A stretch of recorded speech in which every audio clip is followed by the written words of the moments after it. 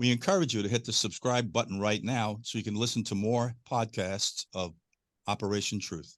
Send us an email, ask your questions, and very possibly we'll address your question on the air. Operation Truth, the show they don't want you to see. Now, here's your host, Lou.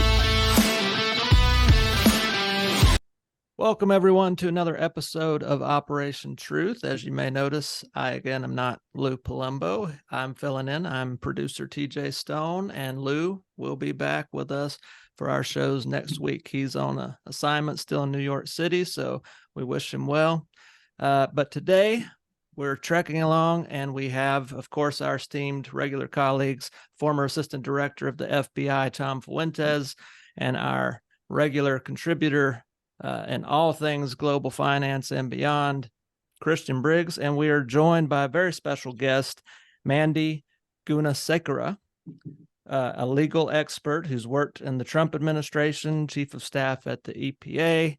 And we are here to talk about, specifically on this episode, some very interesting stuff regarding the Corporate Transparency Act.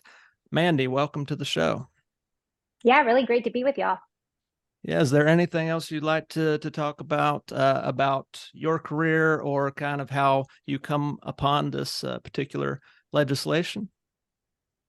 Well, yeah, certainly.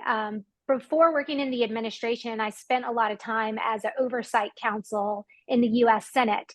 And it was interesting when I first learned about, and I know we're going to get into it a bit more, the Corporate Transparency Act.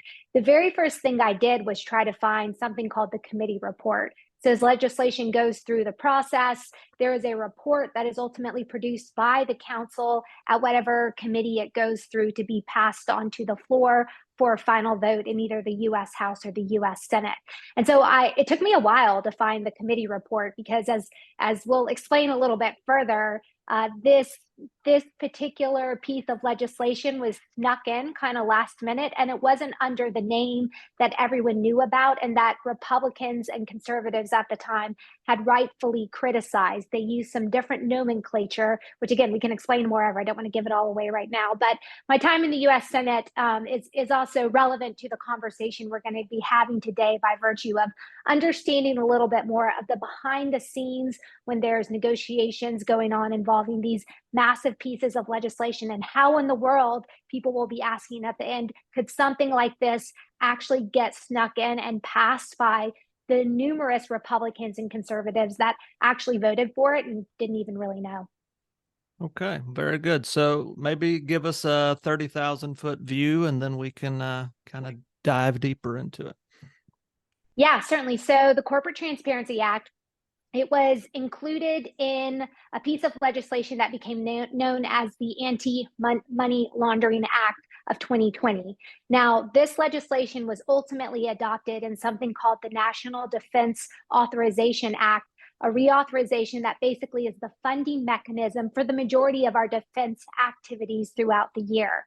Now, the Corporate Transparency Act, specifically what it does is starting January 1st, 2024, anyone who has a corporate entity or an LLC that is domesticated in the United States or a foreign equivalent that does business in the United States, and in order to perform that business has to receive some sort of certificate of operation from either the Secretary of State or an equivalent entity like the tribal authority if you're within tribal territory, has to report sensitive information for the quote unquote beneficial owners of that entity to FinCEN, which is, hold on, I've got to, I forget the exact nomenclature of all these various organizations, but basically the organization that is in charge with monitoring financial crimes. So Financial Crimes Enforcement Network, that is what FinCEN is.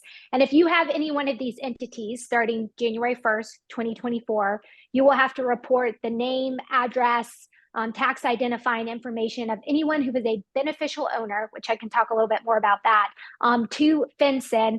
The purported purpose is for reducing financing for terrorist organizations. Okay, that sounds like something we would all be behind, but the problem is the way that it's being implemented, and what it's ultimately creating is creating a very streamlined way for the federal government to either abuse personal information, things that we have seen done numerous times in the past, or engage in theft, in taking civil assets under the guise of breaking some of these reporting laws, and all under this bill that was buried into a bill that was passed at the start of 2020.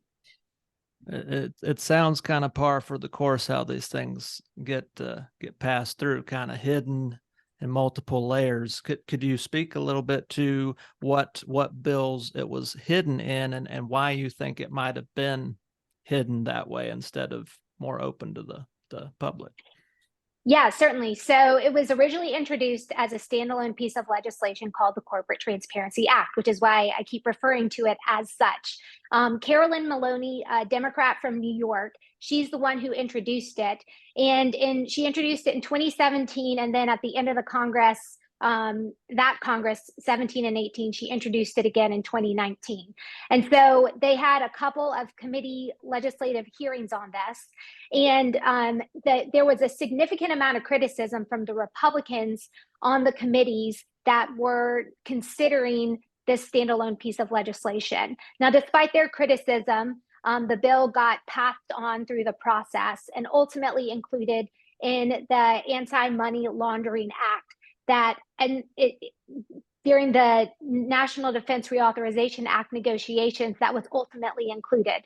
Now, again, I go back. The stated intention and purpose is to restrict financing of terrorist activities. So that makes sense why it was being discussed in the context of the reauthorization of funding and legal authorities for our defense systems to operate in the way that we will all expect them to do, looking out for our best interests, in maintaining national security and protecting the homeland. We would think this would be a part of it. But the problem is, when they ultimately adopted the Corporate Transparency Act, which members of Congress would be looking out for, especially Republicans, because they were very, very critical. If you go back and you read some of the transcripts from these committee hearings on this piece of legislation, they were critical for concerns about impact to privacy, small business, and all the things that we're going to be talking about today.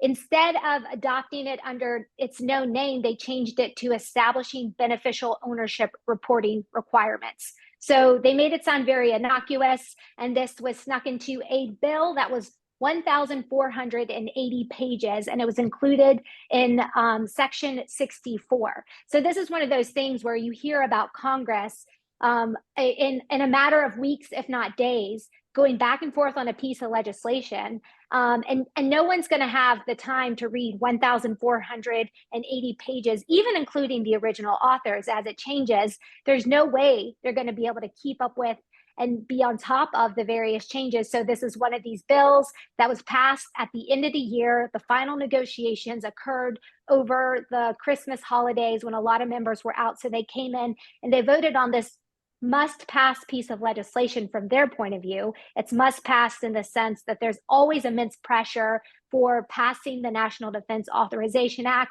Members that don't have to deal with angry constituents saying, you're not paying our men and women in uniform, you're undermining the defense and national security of the United States. So there's always a lot of pressure to pass the NDAA. And so the people who were trying to get the Corporate Transparency Act over the finish line, they knew what they were doing. They snuck this in towards the tail end of these negotiations, and they gave these provisions some innocuous sounding names so that the members who ultimately voted for the NDAA would have no idea they were also passing the Corporate Transparency Act alongside it. The world is in crisis, with political unrest and financially unstable countries trying to print their way to prosperity by taking on trillions of dollars of new debt. It's incredibly concerning. That's why you need to own silver as a hedge. So call today to receive the free hard asset information kit on how easy it is to own silver. Green energy demands will possibly turbocharge silver prices to $50, $100, even $300 an ounce, according to many experts around the world. Silver is a proven hedge against inflation. Since 1971, silver has returned over 11% when averaged yearly. Silver is a proven wealth preservation for hundreds of years. Hard Asset Management is a trusted leader in precious metals and rare coins for nearly 40 years. We have the guaranteed lowest prices, fast and easy ordering, expedited shipping, with award-winning customer service available 8 a.m. to 8 p.m. CST, Monday through Friday. So protect yourself from the chaos. Invest in stability with Hard Asset Management. Call now and get your free Hard Asset Management information kit on how easy it is for you to own silver. 844-426-4653. 844-426-4653. Yeah, and it's really kind of ridiculous how long some of these pieces of legislation are getting. It's almost like the written form of filibustering, right? It's just constantly having so much drab language and legalese out there and this is just one of many pieces of legislation Congress has to pass in any given year, right? 1,500 pages almost. Can you speak to who co-authored this act and this legislation and who's championing it now and what's the end game here for this? Yeah, well, ultimately it was adopted and pushed by the Democrats in the House and the Senate. Now, not all of them. I was actually trying to find the final vote, and I didn't quite find that. But originally introduced by Carolyn Maloney, longtime Democrat operative, and it was adopted by Democrats, pushed through, and now it's the administration and the Biden appointees are the ones who are in charge of defining any ambiguities. Which ambiguity from a legislative to a regulatory perspective just means empowering the bureaucracy. So you have the Biden administration defining what this legislation is going to be in many ways and how it's going to be implemented. And so they've been putting out a series of proposed and final rules leading up to implementation day, which will be January 1st, 2024. Okay. Mandy, if I could ask you a question. Yeah. I'm president of my own LLC here in Virginia. And in Virginia, we have the State Corporation Commission that licenses corporations, including LLCs. And we have to renew it each year. And I have an authorized agent attorney that also handles this. And I just renewed for another year this past June, a couple months ago, and heard nothing about any additional reporting requirements that would have to go through the corporation or to FinCEN. And during my bureau career, I dealt with FinCEN many, many years, the Financial Enforcement Network. The FBI had agents assigned there. DEA had agents. All the agencies that would deal with money laundering or illegal movement of money were represented in FinCEN. And of course, the SARS reports that go into Treasury go to FinCEN to also be evaluated. So I'm just curious of how I've never heard of this before and how I've never heard of it through either my attorney or the corporation, the commission itself. Yeah, it's interesting you bring that up, Tom, because a lot of people don't know about it. And I think that's why there's a lot of organizations that are going to be caught off guard. There's a lot of members of Congress that voted on this that didn't even know about it until recently. It's just starting to percolate. And I actually first, Christian, I think, were you the first person that told me about this? I think you were the first person who brought this up. You sent me an article about it and I got curious and started looking into it. And then realized a lot of folks that I know in the Bitcoin space that closely monitor any growth of arguable surveillance state actions by the federal government, that they had been raising alarm bells about this for a long time, but it's largely been buried and not a lot of people are familiar with it. And I will say this, for anyone who has an existing company, they've extended the compliance timeline. You'll have until January 1st, 2025. But a lot of these state agencies, again, at this moment are feeling a little caught off guard because not a lot of folks have been talking about this, and they being FinCEN are still developing the regulatory mechanisms to actually implement it one way or another. Here in Virginia, Yeah, can I make? Oh, go ahead. Go ahead, Tom. Never mind. I was going to answer the question about Mandy because I can expand it, but go ahead and finish your thoughts, Tom, and Well, I'll just to connect some say, if dots. Virginia, in registering a corporation like an LLC, if they're already requiring the information that now is required in this act, is that a possibility that that's why you wouldn't hear anything from them? You're already complying without even knowing it. Whereas maybe other states, and I don't know the rules in other states, but let's just say Delaware, for example, what does it take to register as an LLC? What does it take to register 20 LLCs in the state of Delaware? And if it's less stringent and doesn't have all this information, is that why they want this in many, across the board in all the states, so that the states that are lax in what they require have to step it up and request more information? Yeah, so there's a list of 23 exemptions, and it basically sums up either corporate entities or investment mechanisms that already have to make this sort of reporting requirement, or states where you already do that by virtue of requirements at the state level, which may be the case in Virginia. But there's a lot of states that don't require this information, so they're the ones that are going to have to add on this new layer of reporting for anyone who has or will be creating an LLC or similar corporate entity. Right, because when I read the requirements of what has to be reported to the Corporation Commission, it's exactly what I've already been putting in for the last 12 years that I've been incorporated. And I was thinking maybe that's why they didn't send anything, because they already require all of that to be a corporation in Virginia. Yeah, well, and it may be the case they already acquire that information. The biggest difference here is now there's going to be a centralized database. And this is where a lot of the broader concerns about privacy, the broader concerns about trusting the federal government with this type of sensitive information, either from hacks or leaks, or from it being abused in the way we've seen the FISA courts, for example, abuse access to sensitive information with purported safeguards to protect people's rights.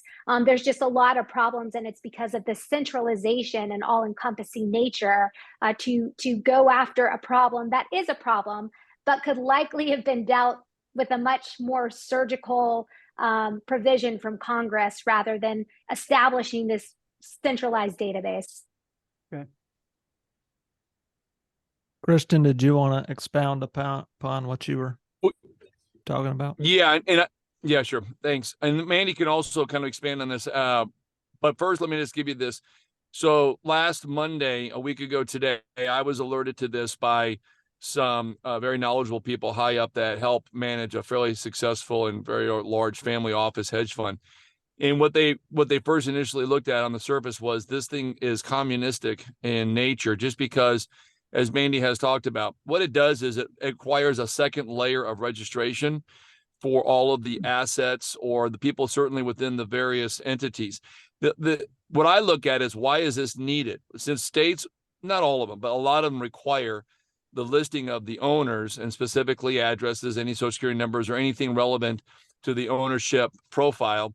Why would the financial crimes unit of the Treasury IRS department want to have? My assumptions are going to be because now it's at their fingertips in a much more orderly way, and it does bypass the states that don't require this.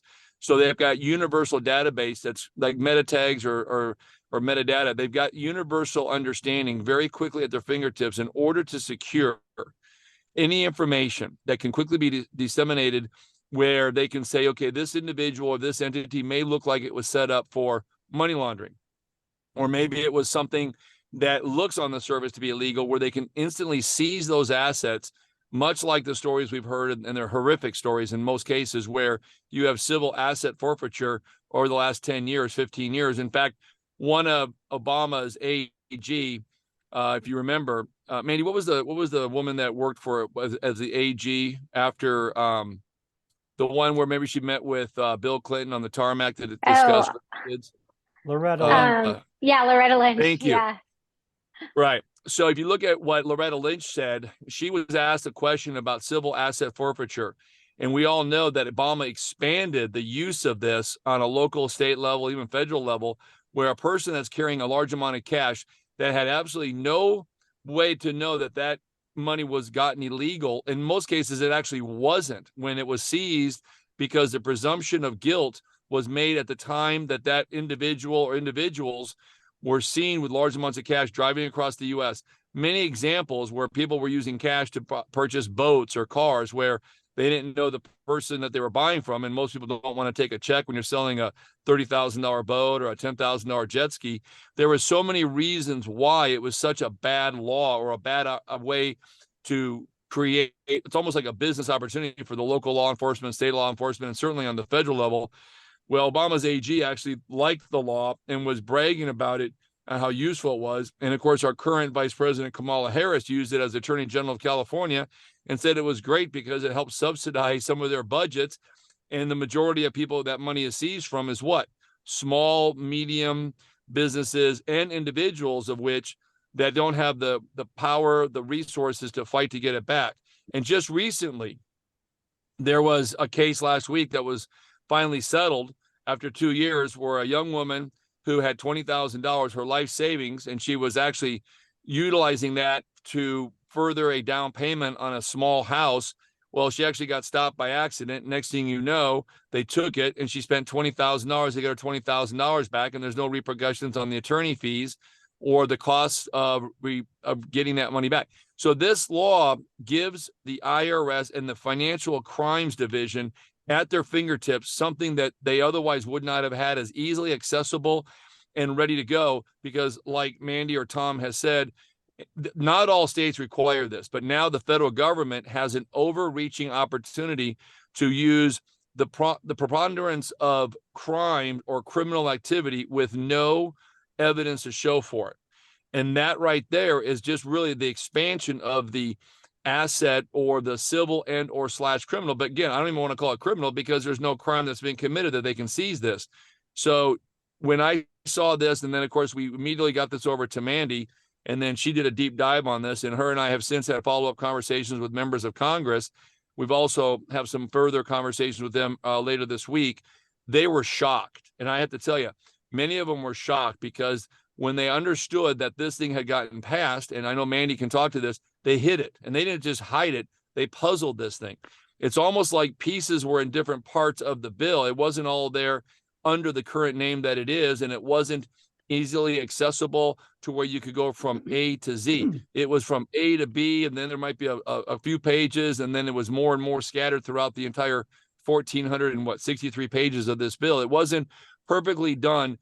It was maliciously and premeditated put in there to deceive or to make sure that members of the Republican Party in both the House and the Senate would have a challenge at best to be able to put the parts together and to see it. So Mandy's done an amazing job in which she was able to disseminate all of the information.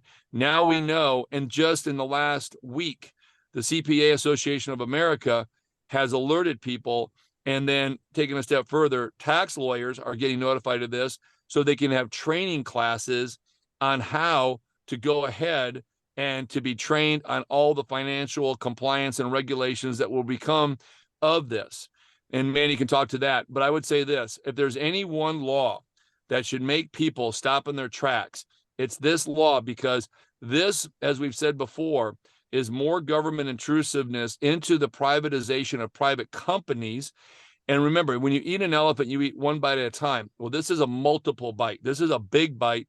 And we all know when they have this, they'll ask for more. This is going to predicate more and more government legislation that will continue to dive down until they have real-time accountability and understanding of everything we do. And then we can talk about this later in the show about the central bank digital currency, how this can easily be connected with that and the social credit score. But for today, for now, we'll talk continually on the Corporate Transparency Act. But Mandy can expand also on some of the things. But make no mistake, this could pierce attorney-client privilege. This could find out and make you register your guns. And it certainly does disclose assets that under the Constitution should remain private. There's no reason the government should have this. It's, again, the understanding that if they feel that this structure or businesses or the way things are set up could be a criminal activity for money laundering or any of their various notorious things, sure, that sounds justified. But we all know that small businesses are rarely the corporates behind some of all that stuff. It's usually foundations and things like that. So That's how it got found out, and that's what it means now to us. Okay, so Mandy, for the layman who's just a regular private citizen who might have a LLC for their small or medium-sized business, what does this mean for them, and how is this going to affect them in the coming years? Yeah, well, it certainly adds another layer of reporting requirements on them. So this means taking time away from investing in their business or growing their business and having to figure out, one, does it apply to them, which most likely it does, because this was drafted in the broadest way possible.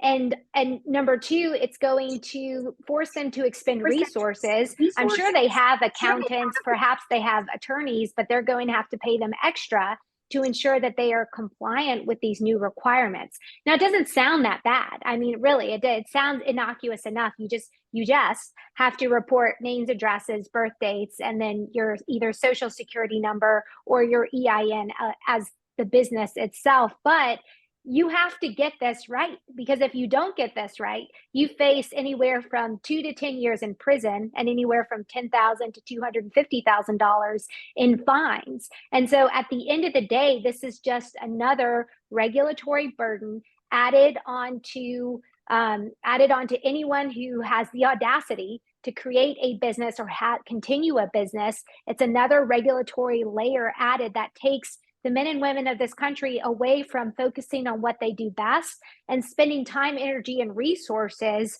sending information to the federal government that we aren't even sure if it's going to be beneficial.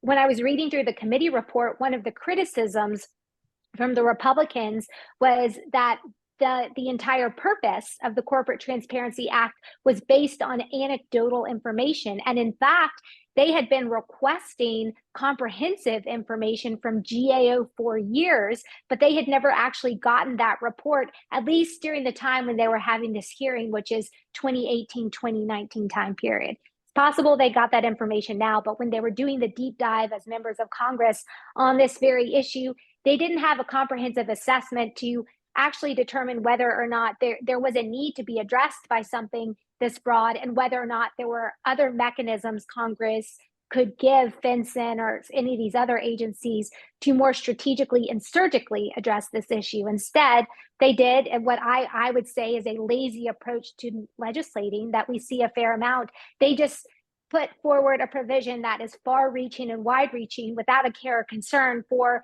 the problems it's going to cause for small business owners. So to your question, it's gonna be more cost and time spent complying with a federal program, and that will take away from them investing and growing in their business.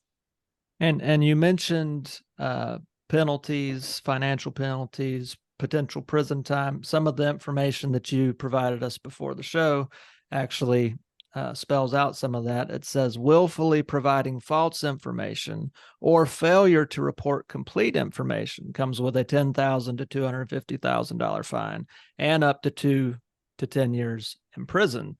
So the real question there is, what constitutes providing false or inaccurate or incomplete information? Could one just, you trust the wrong CPA and they make errors, going to land you a $250,000 fine and 10 years in prison? I mean, that is a really important question. And that's one that Congress didn't define that. So they're leaving it to the bureaucrats over at FinCEN. And maybe there's some good civil servants there that are going to give a good earnest take on what this is. But even if they define it one way from a regulatory perspective, at the end of the day, it depends on who's enforcing it. And there's often a disconnect. I saw this at the U.S. Environmental Protection Agency, a disconnect between those who set requirements and expectations versus those who actually implement it in the field. And any degree of ambiguity or discretion empowers the person on the field to go after someone, whether or not they have a strong case. Sometimes they go after people because they simply don't like them, they don't like what they do, or they don't like what they represent. So at the end of the day, what this does is it gives too much, it lands too much discretion in the hands of those who are in a position to where it could most egregiously be abused from a Bill of Rights, civil rights, right to privacy perspective. So maybe let me ask a question. TJ, this is Brian Williams. I'm executive producer of Operation Truth. And I mean, just based on what you said, it makes me immediately go back to Lois Lerner and, what happened in the IRS with too much discretion and too much power, and the ability to target organizations that were not aligned politically with the administration of the time. So I can only imagine that this creates more opportunity for abuse of power. And so that being said, given that this has already passed, I mean, what's the recourse? Is this something that is going to have to work its way through the courts on a case by case basis? Is that really kind of the only option we have at this point? Or by bringing it to the attention of the average person, is there something that we should be considering as a way to push back on some of this government overreach? Yeah, I see two potential paths. One is through the courts, like you said, which is longer term. Now, if I were an attorney on this case challenging it, and you've got to wait for a final action to ultimately be able to challenge and then take it to court, I would argue for a stay of the effectiveness pending a review of the merits. That's something that could have an immediate effect to protect people from egregious violations while the court system does what it does, which we all know takes a fair amount of time. The other opportunity is for Congress to act. And right now is the perfect time because Congress is in the midst of the government funding negotiations. The federal funding expires September 30th for this fiscal year, and they're planning for the next fiscal year. For every single member of Congress who voted in support of this, which there's probably many, because they had to override a presidential veto, meaning there were 67 senators and over 2/3 of the House that had to vote in support of the National Defense Authorization Act of 2021 for this rule to actually be implemented. Many of them didn't know it was in there, but now they do. Now is the time for them to act. I mean, they could, in the very least, the most innocuous thing they could do is delay the effectiveness, let's say by 5 years, so that they could actually gather the data that Congress was initially requesting before this was snuck into the NDAA as it currently is. That's the least they could do. The best thing they could do is strip it out entirely, especially now that we have a Republican majority in the House. Here's an opportunity to stand up for private rights and to protect people from the abuse of the government that, as you rightfully pointed out, Brian, typically it's conservatives on the receiving end of that abuse. Silver is a proven wealth preservation for hundreds of years. Hard Asset Management is a trusted leader in precious metals and rare coins for nearly 40 years. We have the guaranteed lowest prices, fast and easy ordering, expedited shipping, with award-winning customer service available 8 a.m. to 8 p.m. CST, Monday through Friday. So protect yourself from the chaos. Invest in stability with Hard Asset Management. Call now and get your free Hard Asset Management information kit on how easy it is for you to own silver. 844-426-4653. 844-426-4653.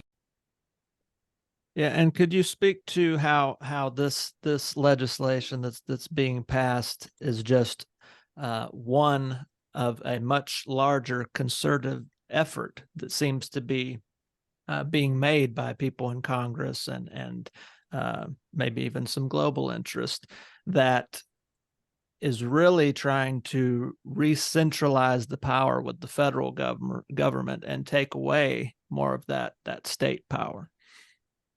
Yeah, certainly. And Christian and I talk about this all the time. It's a part of the Great Reset, or people talk about the Great Transition. There's the energy version, there's the food version, there's the banking version. There's all these efforts to do this great transition from what we currently have to some purported utopian version or better version in the not too distant future. But the problem is, for those who argue that the system we have right now, it may not be perfect, but there's no justification for a wholesale change unless what you're really trying to do is diminish the role and the right of the individual that has largely been protected, or the role and the right of the states as individual entities protecting their relative citizens from an overbearing and all-encompassing federal system. And what we've seen from day one in the Biden administration, they got busy quick because what they learned, it's largely the same people that were in office during the Obama administration.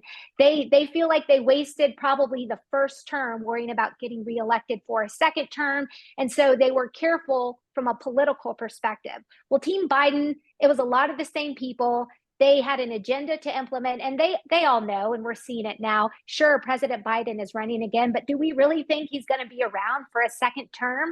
Probably not, and they're not taking chances. So they've been busy from day one implementing this goal of centralizing the authority for our own good, of course. It's always for our own good, to protect us from whatever the threat is, be it climate change, be it terrorists or COVID that they're trying to bring back. They want to centralize power to take away our individual rights because it's so much easier to control a population if you control their access to transportation, to money, the ability to make money, or to innovate and do the things that have actually empowered the individual in this country and why it's been so great.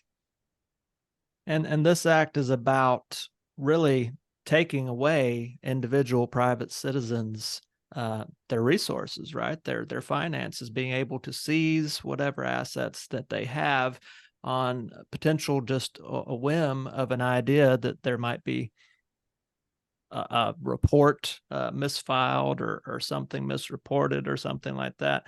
What would the process be if a claim is made, assets are seized, and that it goes to trial, citizen is proven not guilty, right? What is the due course of action to get those assets back in the hands of the citizens? Or is there any part of this legislation that streamlines that part of the process? I'm not sure. I don't think there's anything in the legislation that speaks specifically to this. Now, Tom, you may know there may be, there's like administrative law processes at various agencies where it's basically a pseudo court system where you take specialized claims if you feel you've been wronged in the process of regulatory implementation. I don't know, Tom, if maybe that already exists. I would imagine some version of it already exists within FinCEN or its parent organization, so to speak. But the legislation itself doesn't speak specifically to the implementation. That, again, it's left to the bureaucracy to figure out. And there again lies a major problem where I like to call it lazy legislating. Congress doesn't assert itself and leaves the unelected bureaucrats. Some of them are well-intentioned, but at the end of the day, what they do erodes our private rights, and there's no one there for us to hold accountable if those rights are, in fact, if they are trampled on. But Tom, FinCEN is a misnomer by itself because it stands, as you mentioned, Financial Enforcement Network.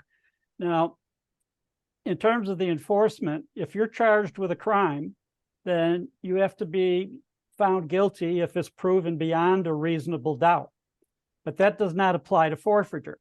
So if your property is seized, it's a civil matter and only requires a preponderance of the evidence, or 51%, not beyond a reasonable doubt. So and what happens is, let's say you're driving your car down the street, you've got illegal drugs in the car. The police stop you, they charge you with possession of the drugs. That's a criminal matter. When they seize the car, they charge the car, they civilly sue the car. So the car becomes the defendant in a civil action. So you could be acquitted on the criminal charge and be found not guilty, or the search was illegal or whatever, but the car is a civil matter. So it's only a preponderance of the evidence that the car was used to transport contraband, or the house that you're in was used to store contraband, or your airplane or boat was used to transport it. And that's how the government ends up with these properties. So back in the day when I was still in the FBI, you had cases where, these massive yachts or airplanes were being used to transport drugs from South America, let's say, into the southern United States. So those airplanes or those boats could be seized, and the people on the boat, whether they were convicted or not, didn't matter. The boat was being used to transport contraband, so the boat itself became the defendant in the civil lawsuit charging the boat. And that's how the government was able to acquire so much. Then the other provision is that under asset seizure, and then later the forfeiture, once that's made formal, the proceeds are supposed to go to the U.S. Treasury Department. And the mechanism is then, let's say it's a boat or plane or whatever, then the U.S. Marshal Service is supposed to hold auctions, periodic auctions, to auction off that property, and the proceeds from the auction go to the U.S. Treasury. However, the agency that seized the property can make a request that we could really use another car, motorhome, boat, airplane, whatever. So you ended up with a number of police departments in Florida in particular that just had boats, they had more planes than pilots, they had all of this stuff because in the proceedings of forfeiture, they were granted, oh, okay, you could use this, okay, it's all yours. And that's how many law enforcement agencies acquired that kind of equipment. It could be everything from jet planes to, as I said, large motorhomes, motor boats, cars, motorcycles, you name it. If it was used to haul contraband or store contraband, then it was only a preponderance of the evidence. The motorhome didn't have to be found guilty beyond a reasonable doubt. Just a preponderance that, yeah, probably was used to store contraband.